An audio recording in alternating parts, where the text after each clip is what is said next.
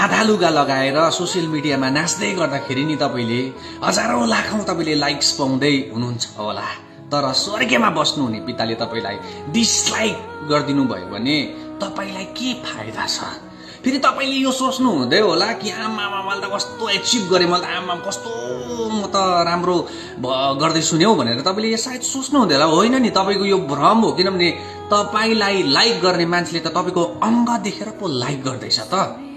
तपाईँले त अनजानमा पो तपाईँले आफूलाई बदनाम गर्ने कार्य गर्नुहुँदैछ त। तपाईँ त खासमा त हन्ना जस्तो, एस्तर जस्तो, रुथ जस्तो भएर परमेश्वरको राज्य यो संसारमा चाँडै ल्याउनु पर्ने काममा चाहिँ अग्रसर हुनुपर्ने, तर तपाईँले त शैतानको पन्जामा परेर तपाईँले त आफ्नो अङ्ग प्रदर्शन गरेर यीशु ख्रीष्टको बदनाम गर्ने कार्य पो गर्नुहुँदैछ त।